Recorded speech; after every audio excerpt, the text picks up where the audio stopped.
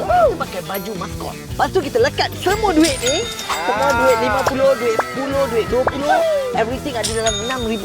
Kita lekat kat badan siapa yang jadi maskot. Lepas tu kita tulis siapa yang perlukan duit boleh ambil. Hanya ambil berapa yang korang perlukan. Mengikut keperluan. Mengikut keperluan.